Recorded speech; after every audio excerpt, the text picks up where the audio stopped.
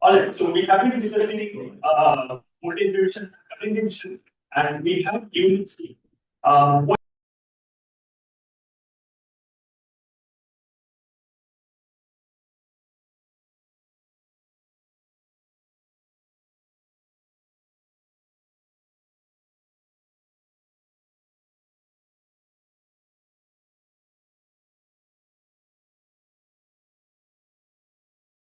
overall gain we can expect to be, let's say,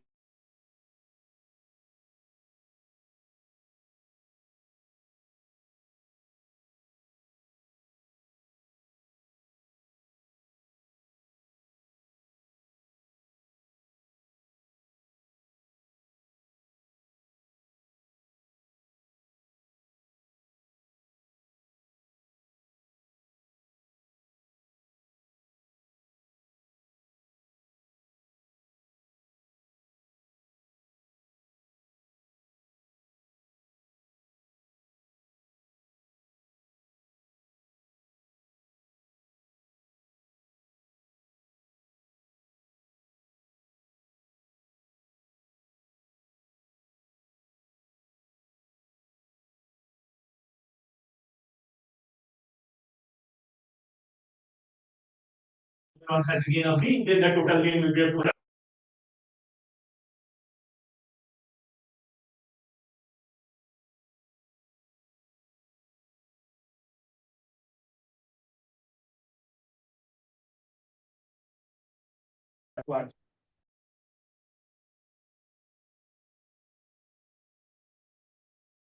Of course,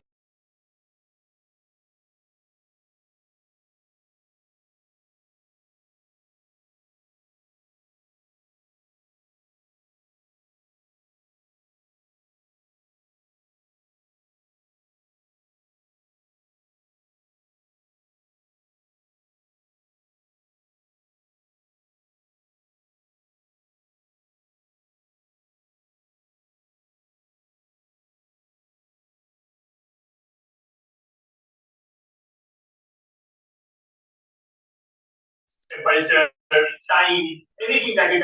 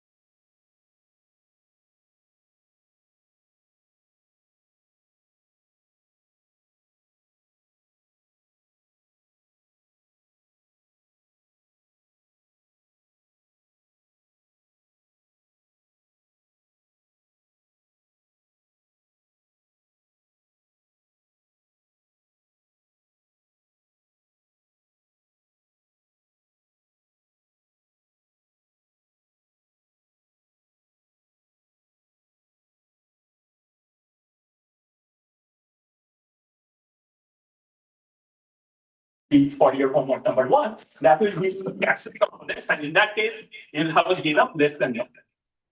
And I'll show the homework problems in a moment. So how do you solve this problem? As you have done on the blackboard during the last class, you start from the output, work your way backwards. Okay, so you start from the output, see what is the equivalent impedance or equivalent resistance connected at the output. I'm giving some echoes, so if someone just joined Zoom, please make sure that you're muted. Okay, so your output point from output toward input, you just work your way backward and find out what is the equivalent resistance. And once you reach to a point where you have a very simple network, let's say 2 resistors, as you see right now at the bottom of the screen, it will be very easily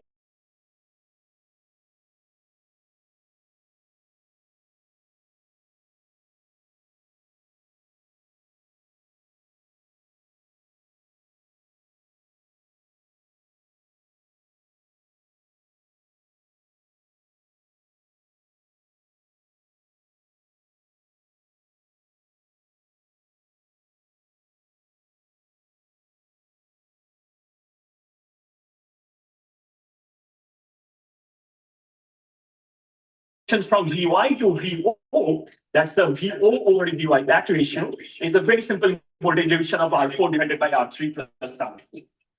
And now combining these two,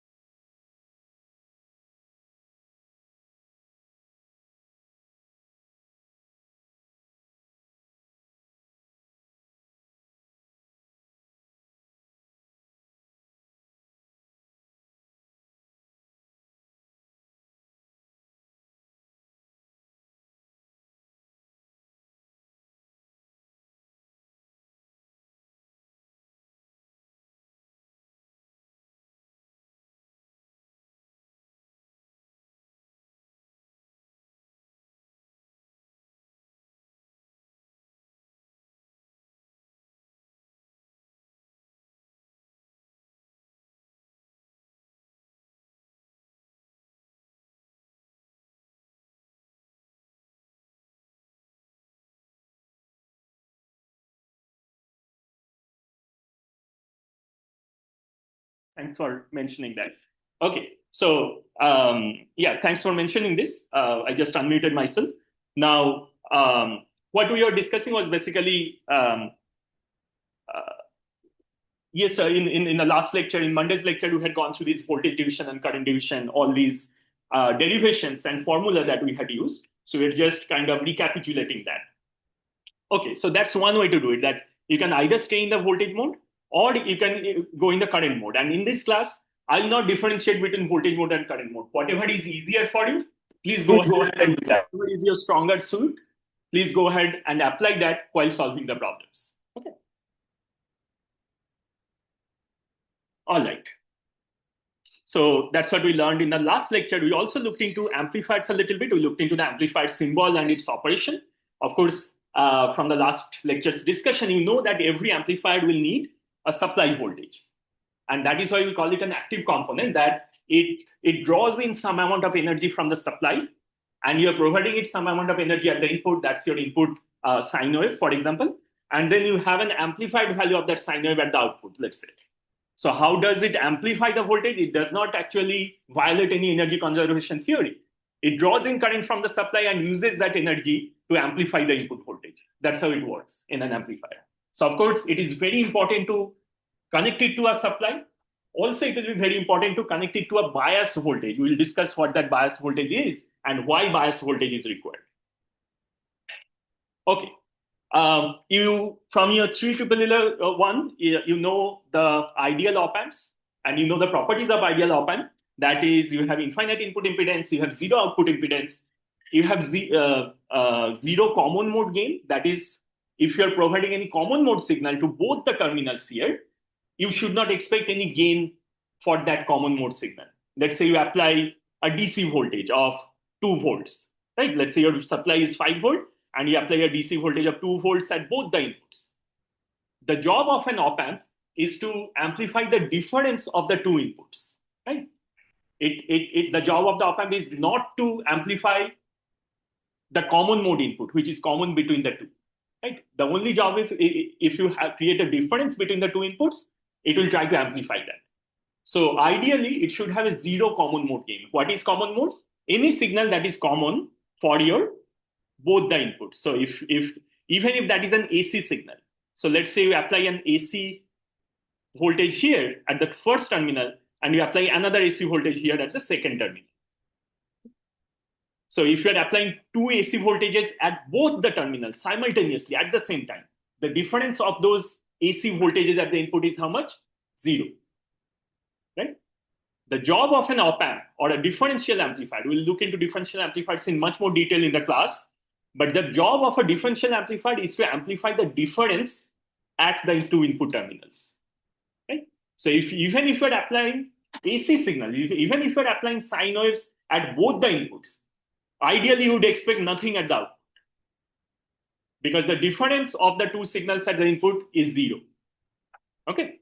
So again, keep that in mind that it should have a zero common mode gain, ideally.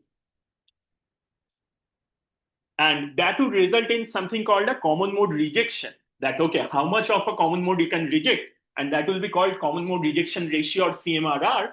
We'll come to CMRR again later, maybe 2 lectures down the line, but we'll be discussing more about common mode rejection ratio. And that would give you an idea about how good an amplifier is in rejecting the common modes. You should have an infinite open loop gain. And what is meant by open loop and closed loop, we'll discuss those as well. And very simply put, what does open loop mean? That, okay, you have let's say this example. You have 2 amplifiers back to back, and there is no loop here, right? You just have a feed forward path. So this is called feed forward because you just have a forward path, and you're feeding your signal in the forward path. So it's just a feed forward path, and you have no feedback loop, right? So feed forward and feedback, those are the 2 components that we learn in the class as well. So in a feed forward path, if these are ideal amplifiers, they should have infinite gain. That's again an assumption in your op amps, that op amps have infinite gain, right? Although realistic op amps will never have that infinite gain.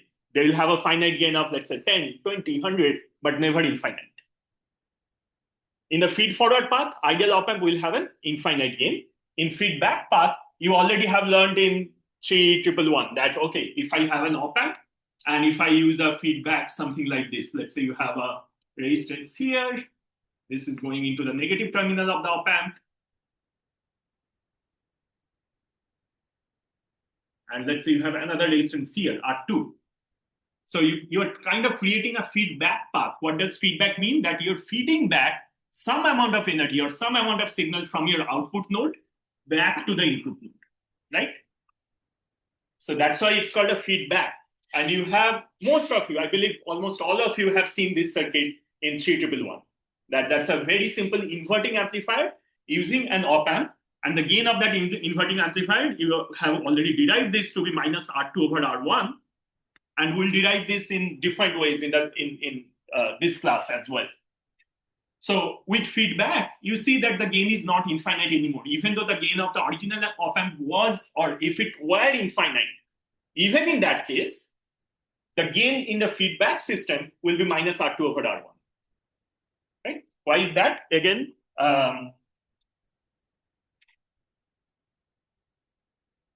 if you quickly derive it, You know that your input is over here. Let's call this V in. And your output is here. Let's call that V out. Now, there is some current trying to go in from your V inside. You know that the op-amp has an infinite input impedance, so no current can go inside the op-amp. So what would happen to the current? The current will flow like this, right? Now, you have also learned there is something called a virtual ground for an op-amp.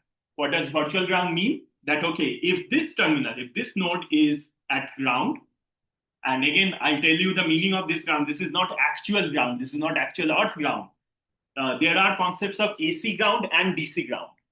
So this terminal is actually connected to something called an AC ground, because everything that we are doing here in this circuit will be called an AC analysis, right?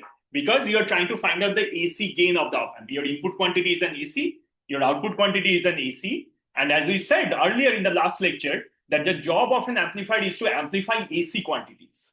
The job of the amplifier is never to amplify DC quantities. So whenever you hear the term amplifier, you know it's amplifying AC. It's amplifying sine waves. It's amplifying alternating currents or voltages. That could be a sine wave, could be a square wave, could be a triangular wave, but it has to move. It cannot be a constant DC quantity. The job of an amplifier is to amplify AC quantities. So your output will be a larger AC quantity. Now, having that in mind, can you guess what is the meaning of an AC ground? The meaning of an AC ground is that whatever is zero in terms of AC, whatever is not moving in terms of DC, in terms of AC. And that means any DC voltage is not moving, right? Even if this is, let's say, 2 volt, that's a fixed 2 volts. The job of your ground, you know that in many electrical system, is to create or establish a reference as well as a fixed DC point, right? The supply is also a fixed DC point. So in terms of AC, there is no AC at all at the ground, at any bias voltage or any supply or any actual ground. In terms of AC, everything is ground. If you have a DC voltage of 2 volts, that's a ground.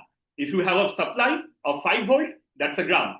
If you have a 0 volt actual earth ground, that's also a ground. And that is the difference of AC ground versus DC ground. The DC ground is an actual 0 volt. The AC ground does not need to be 0 volt. Anything that is fixed, anything that is constant, has 0 AC on. A constant voltage means 0 AC, right? And if it is a 0 AC, that's an AC ground. So whenever you see this diagram in a book, the book actually fools you. You think that, okay, this is connected to ground. It is not. It is connected to a DC point, and that DC point will be called a bias. And that's why I said that we'll be discussing bias voltages and bias points later on, maybe 1 or 2 lectures down the line. So this will be called a bias voltage. And the bias voltage is a constant voltage. We'll discuss what is the need for a bias voltage later. But this is an AC ground. This is not a DC ground. And that's the difference between AC and DC grounds. Okay? Any questions on the concept? All right.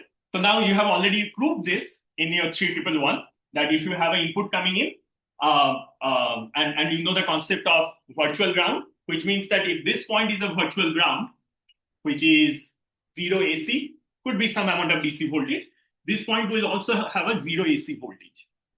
So this is 0 AC voltage, this is also 0 AC voltage. Why is that? Because again, there is no current at the input of the op-amp.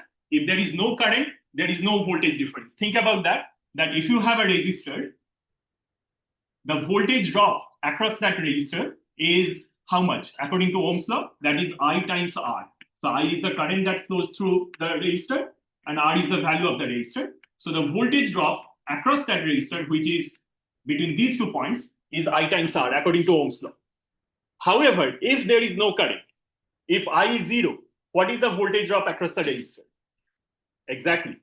So now, at your input of the op-amp, you have an infinite input impedance. That is the impedance between the 2 terminals of the op-amp. You have an infinite resistance. That means you have a 0 current. And if you have a 0 current, according to Ohm's law, you have a 0 voltage. Okay? So that's the reason why we assume a virtual ground property for op-amps, because it has an infinite input impedance. Because it has an infinite input impedance, you have a 0 current at the input. If you have a 0 current at the input, according to Ohm's law, you have a 0 voltage drop across the 2 input terminals.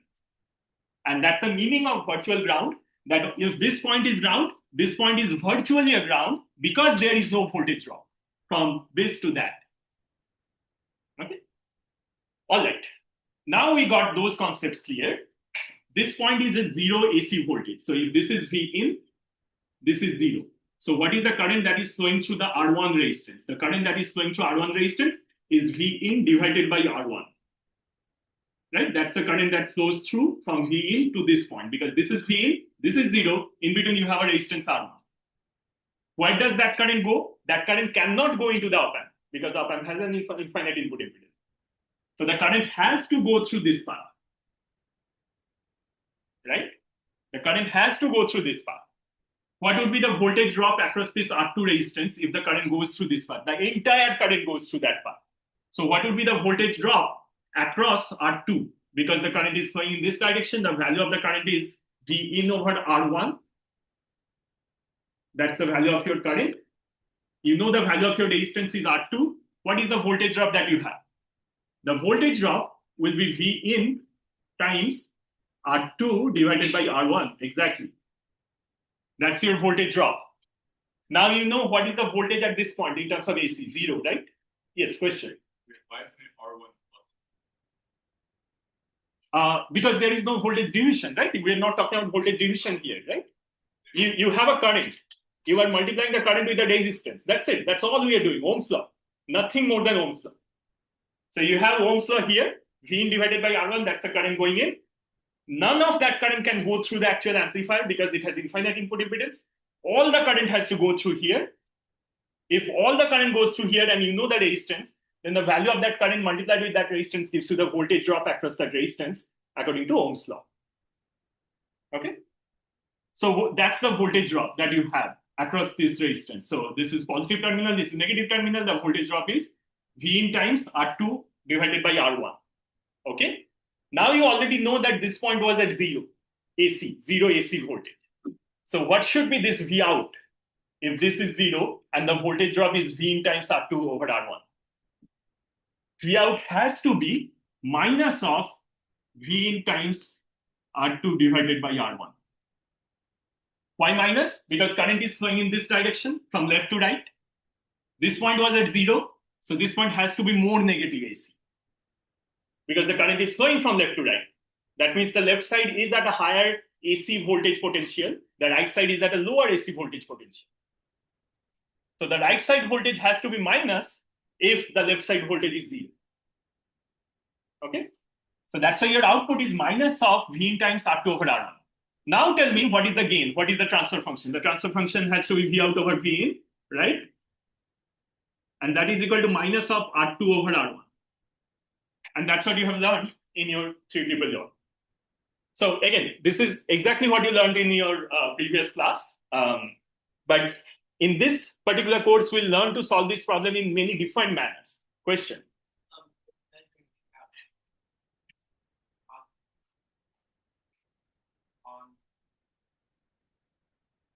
So when you're measuring V out, right? That's a great question. Okay.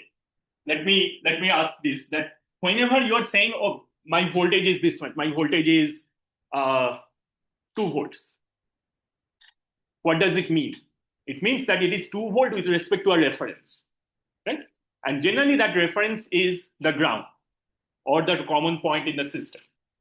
In this case, because you are talking about only AC voltages, again, we did not even come to DC voltages here. We are talking about only AC voltages. So you'll be referring any AC voltage with respect to the AC ground. And this is one of your AC grounds in the system. It could be a DC voltage, it could be a non-zero DC voltage, but in terms of AC, any non-zero DC voltage is also ground because that is not moving. So a 2 volt is a fixed 2 volt. It has no AC component. It's only a DC component. And if it has 0 AC components, then it's a AC ground. So with respect to your AC ground, we are referring to all the voltages. So V in is with respect to your AC ground, V out is with respect to your AC ground. This point's voltage is also with respect to your AC ground. Yes, exactly. Okay. So again, this is nothing new. Everything that you learned in 3111. But I wanted to get this premise clear, get these concepts clear, because we will be discussing more in-depth concepts in the next few lectures. Okay. One other thing that this ideal amplifier has is an infinite bandwidth, as we discussed in the last lecture, that whenever you talk about an op-amp, you say, oh, my op-amp has a gain of, let's say, 1,000, right? But you don't say that where, can you give a gain of 1,000 at 1 terahertz, right? 1 pentahertz, right? That is 10 to the power 15, right? You know about millimeter wave. You may have heard about millimeter wave frequencies and millimeter wave devices, because our phones and mobile devices are trying to get to millimeter wave, where your wavelength becomes 1 millimeter. That means your frequency is 30 gigahertz or beyond. Can your amplifier give you good amount of gain at those frequencies? In reality, it cannot. Amplifiers always have a fixed bandwidth that it can only give you gain within a fixed range of frequencies, which will be called the bandwidth of the amplifier. We'll discuss more about bandwidths as well. But again, keep that in mind. Amplifier does not mean it will give you gain at all frequencies. But ideal amplifier will. For an ideal amplifier, there's no concept of bandwidth at all. All right.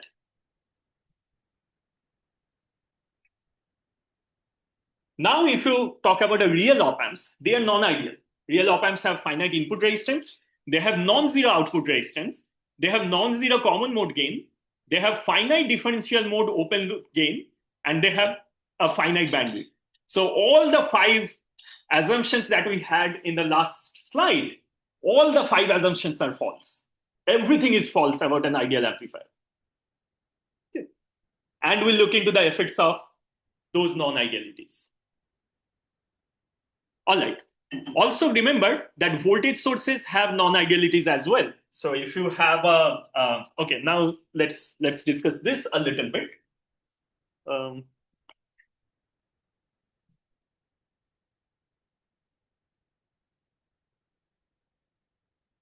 If you're asked to model this ideal op-amp, right? So the op-amp looks like a triangle, but you can model it with respect to any of the electrical components that you know of, that is resistances, voltage sources, current sources, and so on. So if you try to model an op-amp, that looks like this. So at your input, let's say this is your positive terminal and this is your negative terminal. There is an open loop between the two because the op-amp has an infinite input impedance, right? Then you should have a voltage source, an AC voltage source, which is dependent, right? An AC voltage source, which is dependent. And I'll tell you why that is a dependent voltage source. And let's say this is where you're putting your AC ground. So this is the model of an ideal amplifier where you have an infinite input impedance, because if current is coming in, no current can go in after this point. That is open circuited. From the output side, if you look here and try to find out what is the resistance or what is the impedance looking into here, what do you see? You see no resistance. Then you see a voltage source. From your 3111, you know that the impedance of an ideal voltage source is 0. Ideally, an ideal battery should have a series resistance of 0. On the other hand, an ideal current source should have a series resistance of infinite or parallel resistance of infinite. So for an ideal voltage source, if this is ideal, this R ideal is equal to 0. For an ideal current source,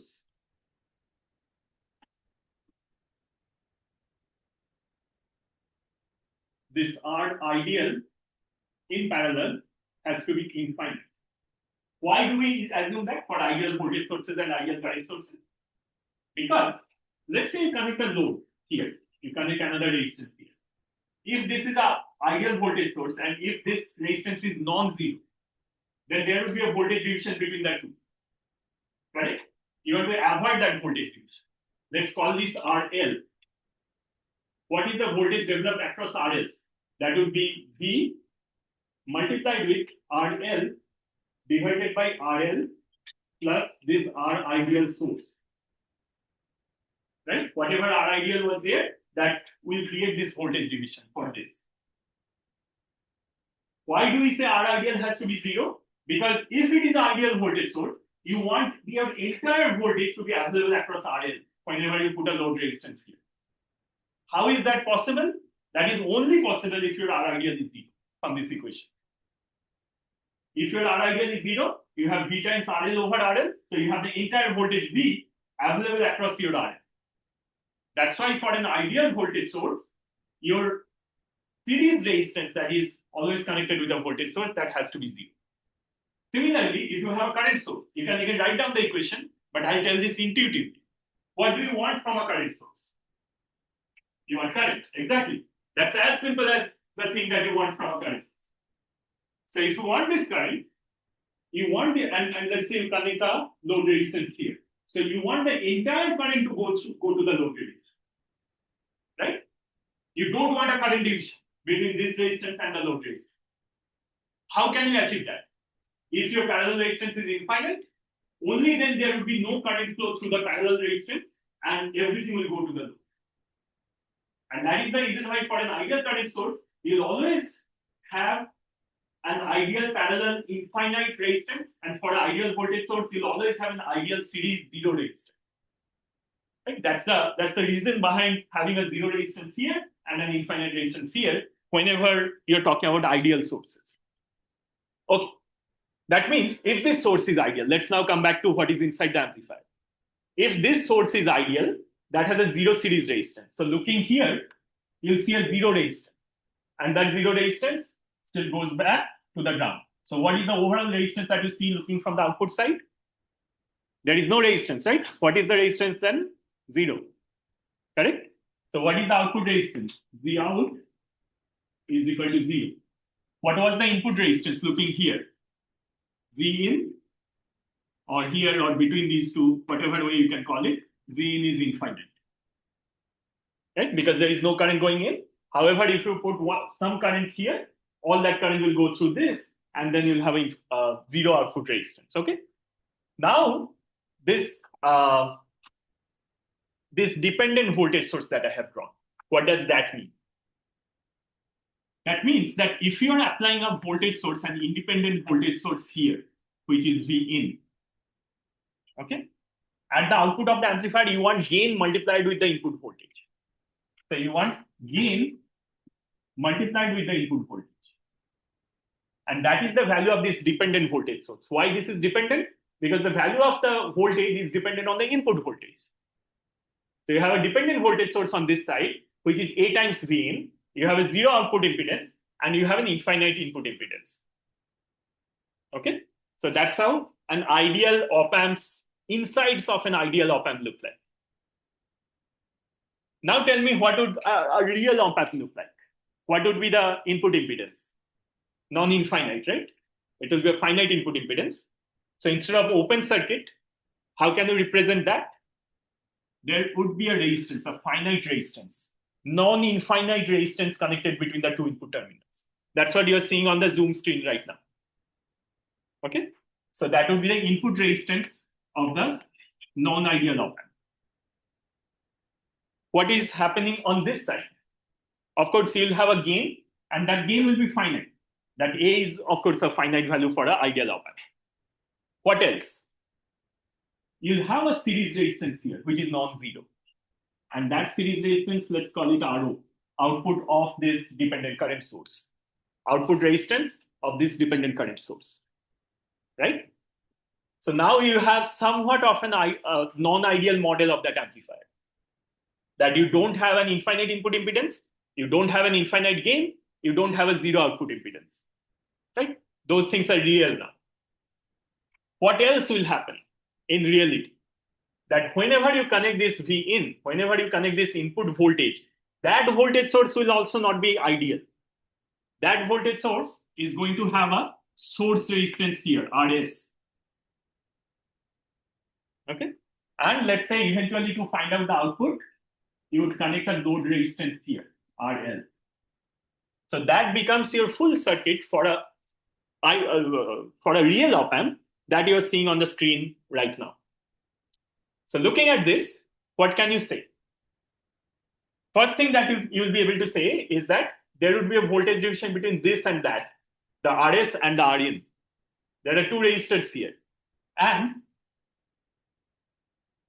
let's call this VS.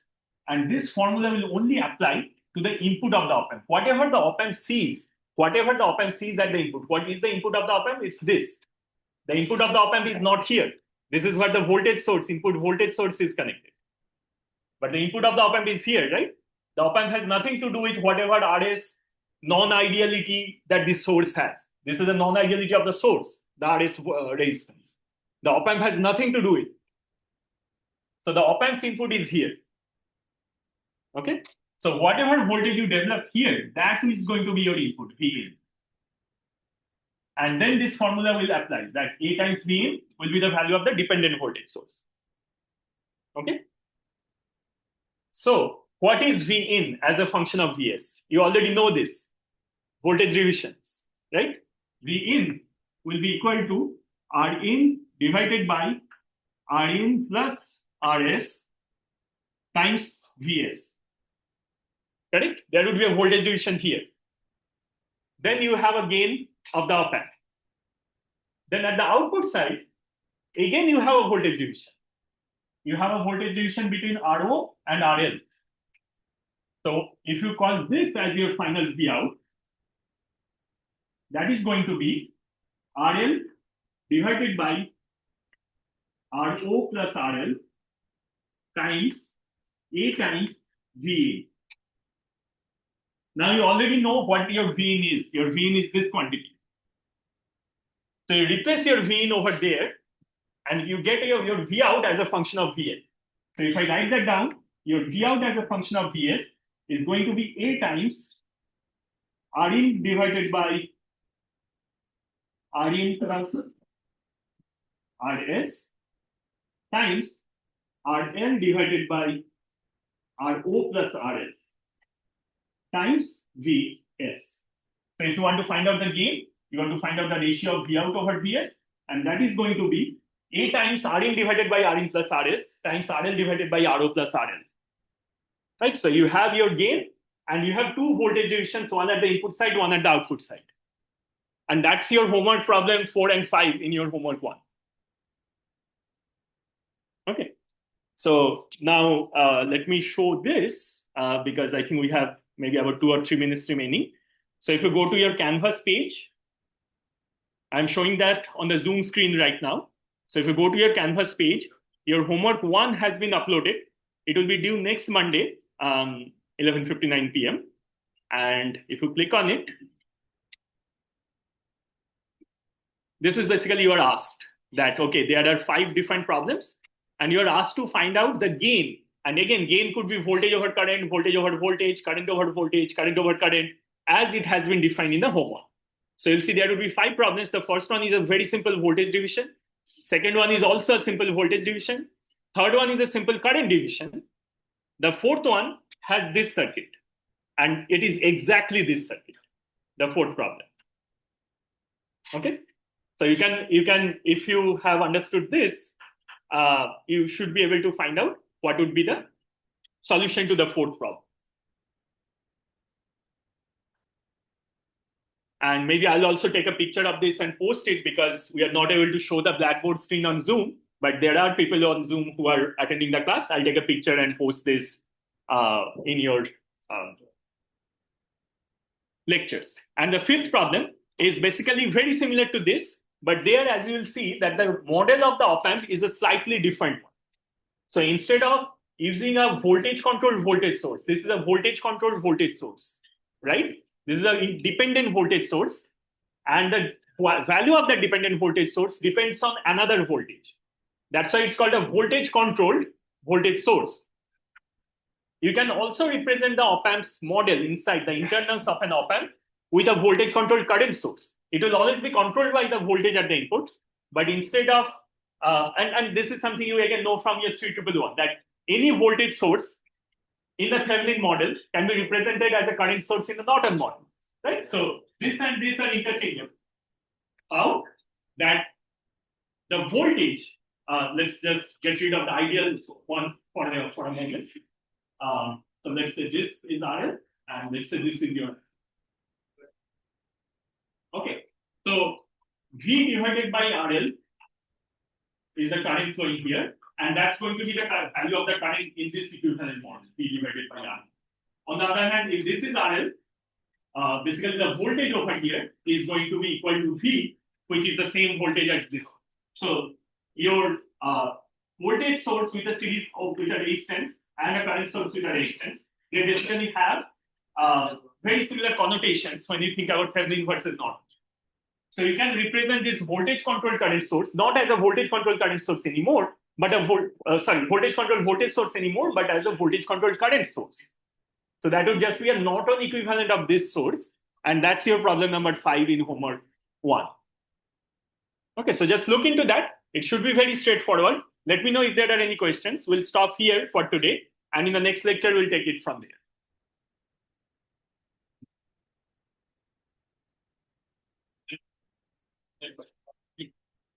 What exactly does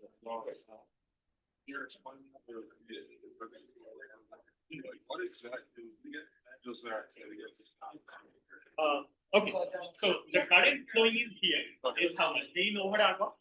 Because this point is V, this point is 0, and this is R1. Yeah. So what is the current according to Ohm's law? V over R1. That current cannot go inside the op amp, right? That has to go like that. Yeah.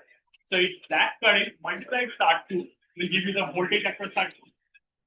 Ohm's law, again Ohm's law. Right? And that's what I'm writing here. So V divided by R1 times R2 is the voltage gain. Yes. Because the current is V over R1. And V over R1, which is this, times R2 is the voltage. Okay, so that's a voltage. Yes, that's the voltage developed across R2. Now, if this is 0, that has to be minus of V times R2 over R1. And that's why your gain is minus R2 over R1. What percent?